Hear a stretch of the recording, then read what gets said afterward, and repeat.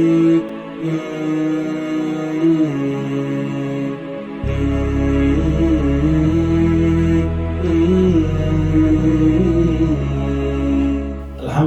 wa salatu ala rasulillah wa ala alihi wa sahbihi wa sallim. Assalamu alaikum wa rahmatullahi wa barakatuh. Soyez le bienvenu sur cette émission. Inch'Allah, sur cette émission, on parle de l'application, le mauvais usage et aussi l'abus de la notion du terme djihad. Moi, c'est Teslim Adeyema. Inch'Allah, j'ai avec moi dans ce studio aujourd'hui pour faire les détails sur le sujet du djihad, surtout la théorie de l'abrogation appliquée aux versets relatifs à la guerre et à la paix dans la charia de l'islam, Inch'Allah.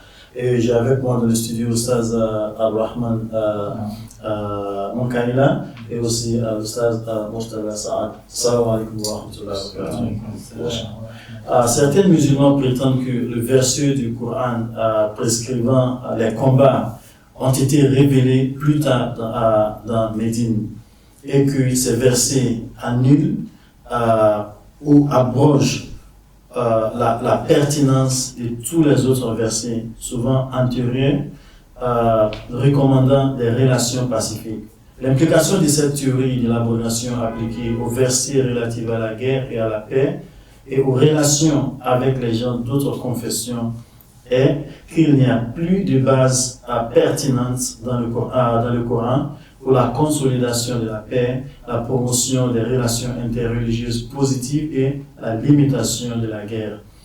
C'est aussi pourquoi certains ont même prétendu que les musulmans peuvent être agressifs et dans un état constant d'hostilité envers les autres, à moins qu'ils ne tombent sous la domination musulmane. Aujourd'hui, on veut répondre à ces questions qui relèvent de ce que je viens de lire.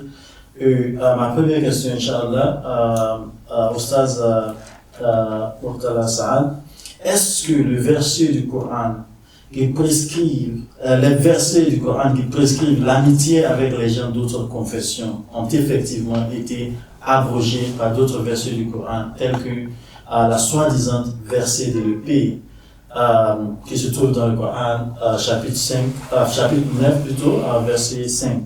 Est-ce que le Coran, la tradition, la sunna du prophète sallallahu alayhi wa sallam, ou ses compagnons appuient cette compréhension ou ces conclusions sur les textes relatifs à la loi islamique de la guerre et de la paix? Bismillah, sallallahu ala sayyidina Muhammad wa ala alihi wa ashabihi wa man wala, amma ba'd. Remercions Allah subhanahu wa ta'ala de nous a donné l'occasion de se présenter une fois encore pour toujours essayer de chercher par rapport à ce terme combien important, il s'agit de djihad cette fois-ci avec ce fameux verset coranique qu'on appelle le verset de l'épée, qui se trouve dans Surat Tawbah et verset 5, là où Allah subhanahu wa ta'ala disait فَإِذَا انْسَلَخَ الْأَشْهُرُ الْحُرُمُ فَاقْتُلُوا الْمُشْرِكِينَ حَيْثُ وَجَدتُّمُوهُمْ وَخُذُوهُمْ وَاحْصُرُوهُمْ. Al-Aya. Donc, il faut dire que cette affirmation n'a pas d'agrément d'Allah subhanahu wa ta'ala. Le Coran ne le confirme pas. Et si on regarde aussi dans les récits authentiques du hadith du prophète sallallahu alayhi wa sallam, sa biographie et son histoire sira ne nous confirment à cela le fait que les musulmans doivent rester dans un état constant de guerre avec d'autres confessions. C'est une affirmation totalement erronée parce qu'on a vu avec la vie du prophète sallallahu alayhi wa sallam et ses compagnons comment ils ont vécu avec non-musulmans. On l'a cité dans les épisodes passés, et là où Omar ibn al-Khattab qui a autorisé à ces condamnés de pension, si on peut l'appeler, et à des juifs âgés qui étaient restés, qui ont fait toute leur vie de l'État islamique. Bien, cette affirmation qui disait que Allah subhanahu wa ta'ala, dans ce verset cité dans Surat Al-Baqarah, verset 5, où Allah subhanahu wa ta'ala parlait de فَإِذَا انْسَلَخَ الْأَشْهُرُ الْحُرُمُ فَاقْتُلُوا الْمُشْرِكِينَ. Cette affirmation n'a pas l'appui qui le soutient dans le Coran lui-même, et aussi dans la sunna du prophète sallallahu alayhi wa sallam, et aussi dans les actions de ce compagnon guidé qui ont succédé, et aussi dans ce qu'on appelle le consensus des ulama, ce qu'on appelle l'ijma, ne soutient pas cela. Donc une telle affirmation contredit aussi clairement ce qui a été authentiquement raconté des histoires réelles, vécues et enregistrées de la première communauté musulmane. Donc je l'ai dit tantôt que le prophète sallallahu alayhi wa sallam, jusqu'à même le temps du Khalife Omar, on a vu comment Khalife Omar a autorisé à ce qu'on donne de pension aux non-musulmans qui vivaient dans l'État islamique. Donc une analyse attentive de l'affirmation selon laquelle les versets favorisant la coexistence pacifique ont été abrogés par d'autres montrent clairement que ces affirmations proviennent de l'incapacité de certains savants à concilier ou à harmoniser l'ensemble de ce texte ou de ce texte qui montre un peu la contradiction, ou c'est une contradiction irréconciliable, c'est-à-dire ta'arud entre les implications de deux ensembles de textes, ceux relatifs au combat et ceux relatifs à la paix. Donc pour les érudits qui ne voient aucun conflit ou contradiction entre les deux ensembles de textes, il soutient que chaque texte est qualifié, c'est-à-dire takhsis, à un contexte spécifique dans lequel il est applicable. Donc les érudits musulmans, ils regardent, comme on l'a bien dit dans les épisodes passés, il y a beaucoup de critères. Il y a certains versets, Allah subhanahu wa ta'ala fait de ça ce qu'on appelle ayat mukhassasa, qui ont leur contexte à part. Il y a aussi, il faut citer aussi que il y a aussi la condition humaine, que ce soit en temps de paix ou dans une situation d'hostilité et de guerre, comme démontre tout au long de la vie du prophète sallallahu alayhi wa sallam et de ses compagnons. Donc il y a toute une gamme de critères qu'il faut en tenir compte avant de pouvoir dire que ce verset a été abrogé ou pas. Et à outre, le sens clair et catégorique, explicite d'un texte, comme Qawaid al-Adilla, ne peut être abrogé ou négligé sur la base d'un texte ayant des implications alternatives ou multiples. Zanni al-Dilala. Donc il y a aussi deux termes qui sont utilisés par les savants du Usul al-Fiqh. Il y a un texte qu'on appelle Qat'i al-Dalala. Donc son sens, il est vraiment clair et explicite.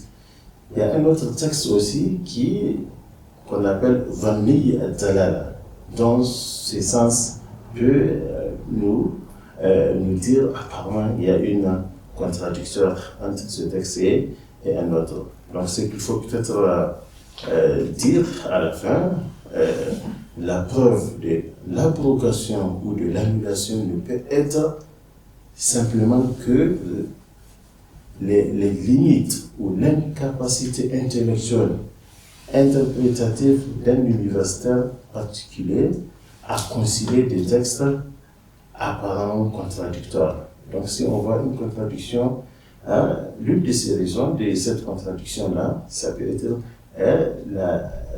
le savoir limité d'un savant qui l'a conduit à comprendre qu'entre ce texte-là, il y a ce qu'on appelle la contradiction, mais si on réfère cette question-là aux autres savants, ils peuvent toutefois trouver une solution, soit de faire ce qu'on appelle un jam de conciliation, ou ce qu'on appelle un tarjih, ou bien de faire ce qu'on appelle un nasr.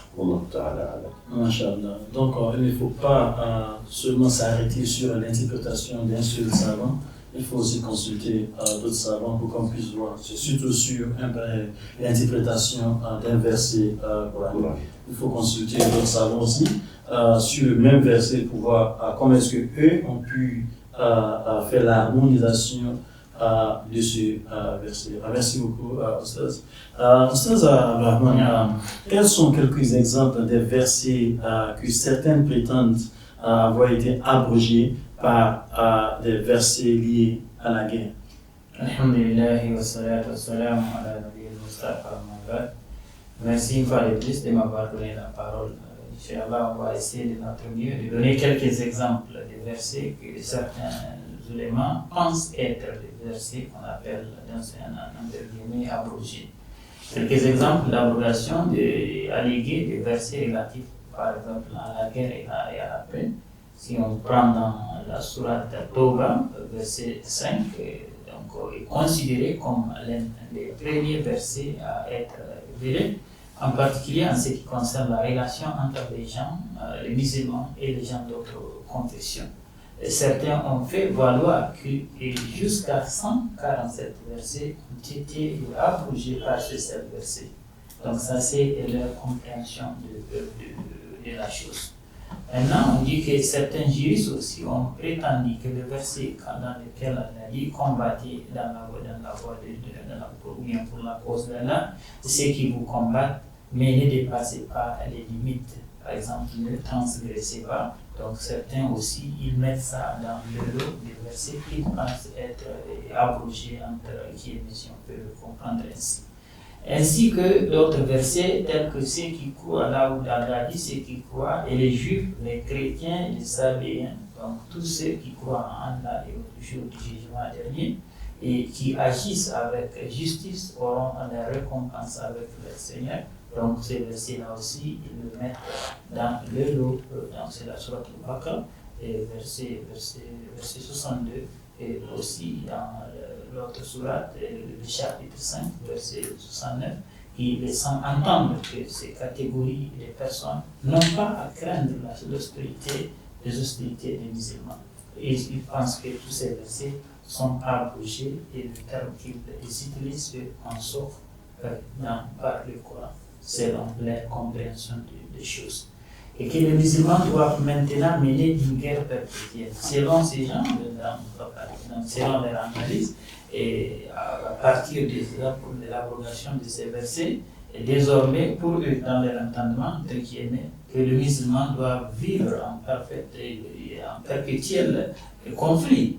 Parce que c'est ce que cela veut dire. S'ils disent que ces versets-là qui disent de tuer les mécréants là où vous les trouvez, donc c'est ça qui est maintenant d'actualité. Selon leur compréhension, ça veut dire que si c'est tel est le cas, donc il n'y aurait pas de paix entre les musulmans et les chrétiens. Du vivant du prophète Mohammed sallallahu alayhi wa sallam, d'aucuns disent que si tous ces versets-là, qui aspirent principalement à la paix, la quiétude entre les communautés, entre les musulmans avec les autres confessions, et si le prophète sallallahu alayhi wa sallam, si ça aurait été que c'était vraiment abrogé, il n'allait pas passer tout le reste de sa vie à vivre en parfaite harmonie avec les non-musulmans. Et donc aussi, après le prophète Mohammed sallallahu alayhi wa sallam, on a vu parmi les khalifes, Omar radiallahu anhu, dont on dit que lui aussi il avait sous sa coupe, il avait un esclave qui toute sa vie est resté non musulman et ça n'a pas dérangé le califat. Donc des versets aussi qui enjoignent la paix et le pardon tels que alors laissez les mécréants parler bêtement et jouer vain jusqu'à ce qu'ils rencontrent leur jour qui leur a été promis. Donc d'autres disent aussi que ces versets-là aussi fait partie des versets abrogés entre guillemets. Et aussi un autre verset du Coran, là où Allah dit pardonnez, commandez ce qui est bon et détournez-vous des insensés. Coran, chapitre 7, verset 199, il pense aussi que ces versets-là fait partie aussi des versets qui ont été abrogés. D'aucuns disent aussi les versets qui exhortent les croyants à être patients avec l'insolence et les railleries des mécréants, tels que ainsi supporter patiemment ce qu'ils disent. Donc, le chapitre 20, verset 130, il pense aussi que ça fait partie du lot de versets qui ont été abrogés, si on peut le dire ainsi. Et si les versets avertissant les mécréants des conséquences auxquelles ils feront face dans l'au-delà, il pense aussi que ces versets aussi font partie des versets qui seront abrogés. Donc, Coran, chapitre 6, verset 135. Donc, pour ouvrir une petite parenthèse, je dirais que c'est juste une certaine compréhension des éléments qu'ils font. Parce que je me rappelle un frère qui était dans un autre épisode, il a dit aux gens que clairement il y a un verset du Coran dans lequel il a dit nulle contradiction. S'il aurait été que le Coran venait de quelqu'un d'autre qu'Allah, on irait avoir beaucoup de contradictions. Si de sorte que, entre guillemets, si on trouve ce qu'on pense être une contradiction, c'est juste l'interprétation ou bien la contextualisation. Maintenant, beaucoup d'autres juifs et savants qui ne voient aucun conflit entre tous les textes pertinents estiment que la considération des contextes des textes a résolu et harmonié les significations et supprimer la nécessité de réclamer l'abrogation. Merci beaucoup, Ostaz Murtala. Qu'en est-il des soi-disant versets de l'épée dans la sourate Tawbah, le chapitre 9, verset 5 du Coran? Quelle est la revendication concernant son impact abrogatif sur les interprétations des textes liés à la consolidation de la paix? Alhamdulillah, je pensais que c'est difficile d'accepter que tous ces versets dont le frère vient de faire cas, et notamment ce verset de Sourate Tawbah, verset 5, là où Allah subhanahu wa ta'ala parlait de combattre le mécréant. C'est difficile d'accepter que ce verset est abrogé. Si tel est le cas, donc ça ne soit plus légalement applicable aux musulmans. Plutôt, il peut juste être que le contexte original de leur révélation ne prévaut plus et les hommes croyants originaux étant visés, c'est-à-dire les païens traîtres de Quraysh, n'existaient plus. Ouais. Donc c'est ça son implication. Donc presque tous les versets dits abrogés sont applicables aux musulmans qui peuvent être dans une situation similaire aujourd'hui. Donc vraiment, c'est ce qu'il faut comprendre. C'est bon ici de citer l'avis de ce savant musulman, Al-Qati, qui citait l'érudit Mohammed Abdel Azim Al-Zarqani, qui conclut que le verset de Sourate At-Tawbah, le verset 9, n'abroge en fait aucun autre verset du Coran. Car tous les versets dits abrogés sont aujourd'hui pertinents pour la relation interpersonnelle entre les musulmans et les musulmans.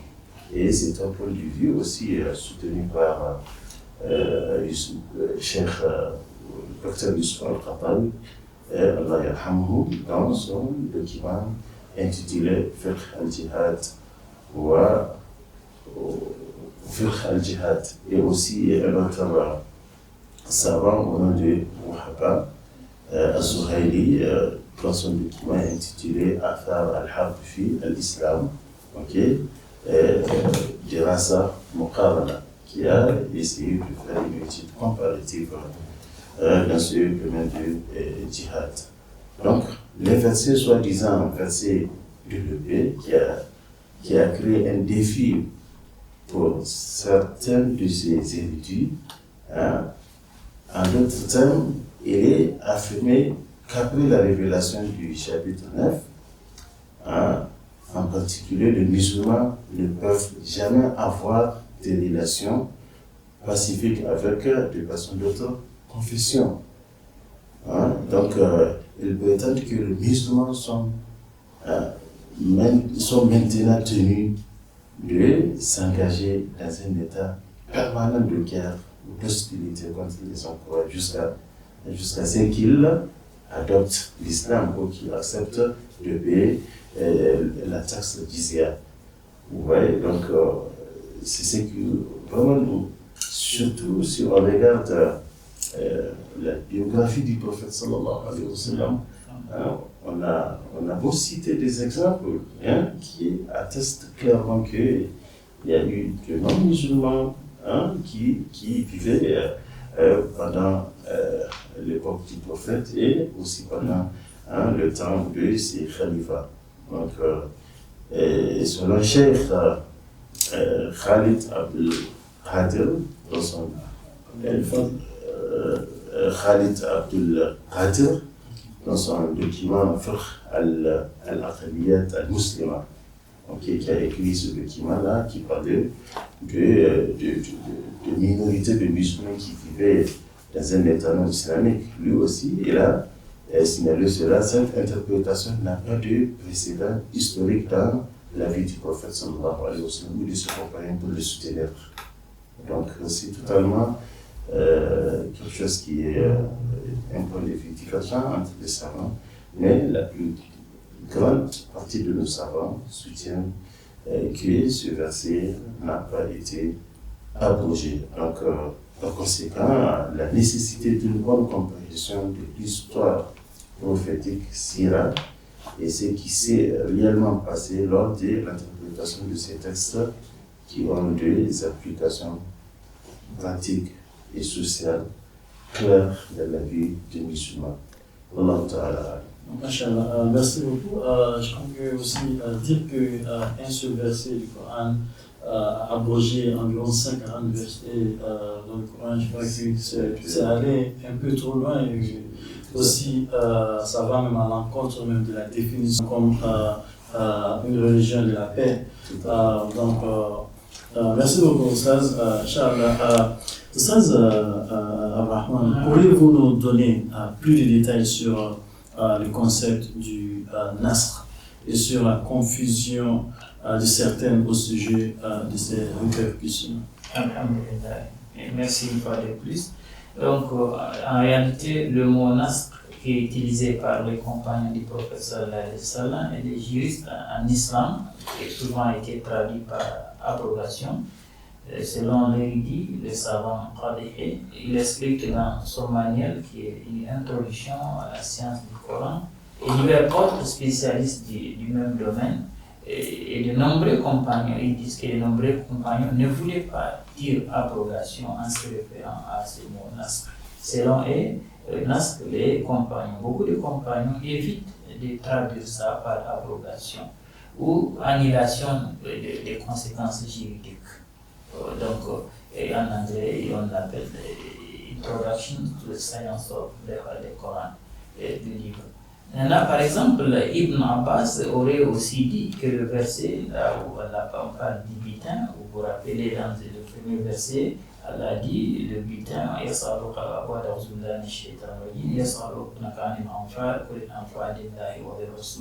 donc maintenant, plus loin dans un autre hadith, mais un autre verset, Allah précise quelle part sera pour le prophète, la communauté ou bien le trésor public et quelle part on va donner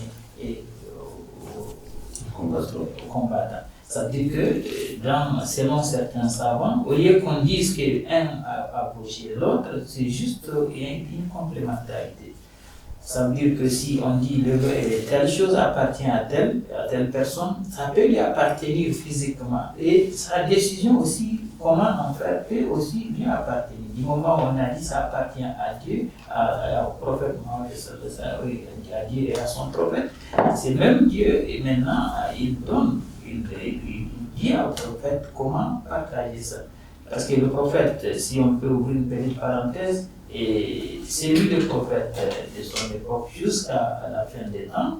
Et je ne sais pas, même si on dit ça lui appartient, c'est pas lui qui va garder ça pour lui, c'est pour sa famille. Donc c'est un butin qui est là pour la société, qui est là pour la mouma, qui est là pour aussi gérer l'armée, entretenir donc Dieu. De la même façon, Dieu a fait avec ce qu'on appelle l'héritage, donc Dieu a partagé l'héritage de lui-même, donc le butin aussi, Dieu a donné plus de spécifications au prophète Mohammed sallallahu alayhi wa sallam, comment s'en prendre avec ces butins. Donc on ne peut pas en réalité parler d'abrogation, donc c'est juste des degrés, au fait, donc c'est de ça qu'il s'agit. Okay. Donc comme on a dit aussi, Ibn Abbas qui aurait dit que le verset, surtout le butin là, donc il dit que vraiment on ne parle pas d'abrogation. Si le mot nasr signifiait abrogation, cela impliquerait que les deux versets sont contradictoires, alors qu'ils ne le sont pas. Comme je le dis une fois de plus, ils sont complémentaires. Au lieu d'être contradictoires, ils sont complémentaires. Donc, nous musulmans et les non-musulmans, on doit faire très attention. Du moment où Dieu, même dans le Coran, il a dit que ça aurait été que ce Coran venait de quelqu'un d'autre que Dieu, on aurait trouvé des contradictions. Et donc, ça veut dire c'est lui qui va lutter, qui va chercher à trouver une contradiction. Il osera même dire que dans le Coran, il y a une contradiction. Ça veut dire que celui-là est en train de discuter, elle est en train d'aller en faux contre Dieu lui-même.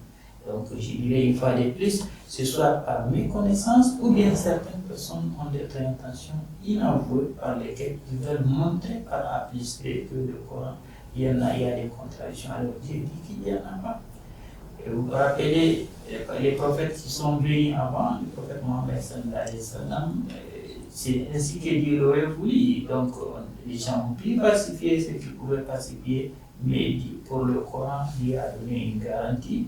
Il dit que celui qui a descendu le Coran est celui qui va défendre le Coran jusqu'à la fin des temps. Merci beaucoup, Oustaz. Quels sont les critères? Parce que l'Oustaz vient de parler de la notion de Nasr. Quels sont les critères convenus pour qu'un verset soit abrogé par un autre verset? Et y a-t-il un consensus sur les versets qui abrogent d'autres ou qui ont été abrogés par d'autres pertinents au sujet du djihad et des relations avec les non-musulmans? Bismillah. Donc, on peut évidemment parler toujours en parlant de cette notion de Nasr, et évidemment, il y a des critères pour qu'un verset abroge un autre verset. Selon les érudits, les critères pour une telle abrogation comprennent que le verset abrogeant, donc Nasr, doit être révélé après le verset abrogé. Donc c'est le deuxième verset qui annule le premier. Voilà, pour un peu expliquer cela. Où les deux versets doivent avoir des applications juridiques. Ok? Ils doivent être ayat al-ahkam. Ayat al-ahkam, exactement. Et ils devraient être incompatibles entre eux, les deux versets. Il y a abandon absolu de la décision précédente, dérivé du verset précédent révélé, indépendamment du cas.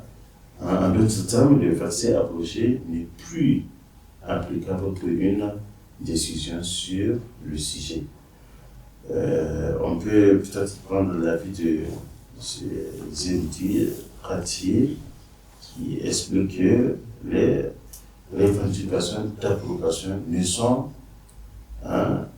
qu'un dernier recours, une fois que toutes les tentatives de réconcilier deux textes opposés ont été faites. Donc, c'est un dernier recours, hein, une fois que on n'arrive pas à faire ce qu'on appelle jama, réconciliation, ou on n'arrive pas à faire ce qu'on appelle tarjih. Donc, on se recours à cette dernière option. Ça aussi, c'est un point de vue soutenu par Qathi et Yassir Qathi dans son document intitulé Introduction aux sciences du Coran, Muqaddimah fi Ulum al-Quran. Les deux versets aussi doivent s'opposer avec aucune possibilité d'être validés en même temps. Donc il faut que les deux versets, on n'a pas la possibilité de les valider en même temps, de les appliquer en même temps. Par conséquent, si l'une des décisions peut s'appliquer à un cas particulier et l'autre à un autre cas, cela ne peut pas être considéré comme un exemple de nasr. Donc si les deux versets peuvent s'appliquer à deux cas différents, là, ici, on ne peut pas parler de ce qu'on appelle un nasr. Maintenant, par rapport au nombre, je pense que le frère a eu à citer, il y a eu aussi divergence entre les savants. Il n'y a pas de consensus sur le verset abrogé, aucun consensus sur le verset abrogé. Il n'y a pas de consensus parmi les érudits quant au nombre de versets qui ont été abrogés par d'autres dans le Coran. Okay?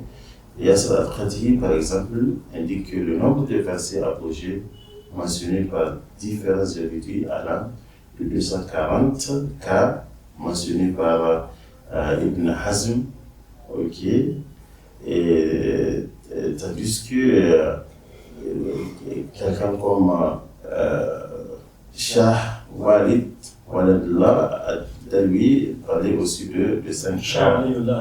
Voilà, il parlait de 5 cas. Donc il n'y a pas une consensus, donc c'est des points de vue différents selon les érudits par rapport au nombre de versets qui ont été abrogés. D'autres chercheurs insistent sur le fait qu'il n'y a pas de cas d'abrogation dans le Coran et que tous ces exemples sont en fait de cas réconciliables. Ok? Donc c'est des cas, selon lui, spécifiques. Ok? Et que la revendication d'abrogation est simplement le résultat de l'incapacité d'un érudit particulier à concilier deux ou plusieurs versets ou textes apparemment contradictoires. Ça aussi, c'est un point de vue de certaines érudits qui pensent que la contradiction qu'on constate n'est pas réelle. C'est vraiment, ça dépend du niveau de ces ulamas et leur capacité de comprendre que ce cas de Nasr, on peut bel et bien les réconcilier. Donc c'est des points de vue soutenus par Israr Ahmad Khan dans son intitulé La théorie de l'abrogation et l'évolution critique. Wallahu ta'ala.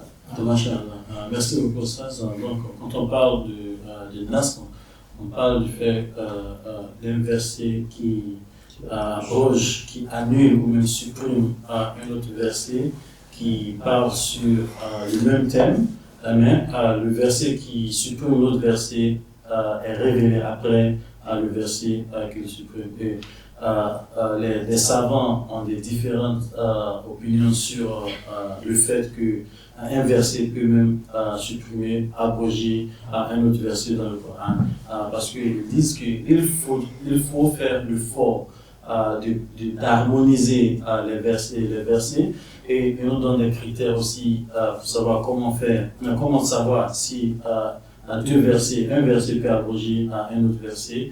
Et souvent aussi, l'Oustaz nous disait que souvent même les versets qu'on croit que approchent l'autre verset, sont des versets qui sont réconciliables, on peut les harmoniser.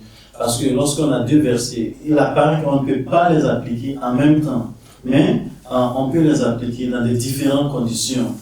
Ce ne sont pas des versets qui peuvent s'abroger, on peut les utiliser ensemble. Donc il faut comprendre très bien ceci, parce que le nasr, la notion d'abrogation dans la charia donne quelques confusions aux autres, aux élèves. S'ils ne comprennent pas bien cela, il va les créer des problèmes. Et c'est ce qui a fait qu'on a des gens qui disent qu'un verset du Coran a abrogé environ 114 plutôt d'autres versets. Et aussi, il n'y a pas de consensus sur combien de versets ont été abrogés dans le Coran. Il y a d'autres qui disent non, 214, il y a d'autres qui disent même c'est seulement 5 versets dans le Coran. Donc, Inch'Allah, que Allah nous guide sur ce sujet, et ce sont des sujets que même les savants sont toujours encore en train de faire des débats là-dessus. Donc, Inch'Allah, qu'Allah nous guide et qu'Allah nous aide à mieux comprendre notre religion. Très bien, Inch'Allah. Ça, merci beaucoup pour votre présentation. On va s'arrêter ici, Inch'Allah. Nos téléspectateurs, nos auditeurs aussi, merci beaucoup. On se retrouve dans l'épisode prochain, Inch'Allah. Assalamu alaikum wa rahmatullahi wa barakatuh.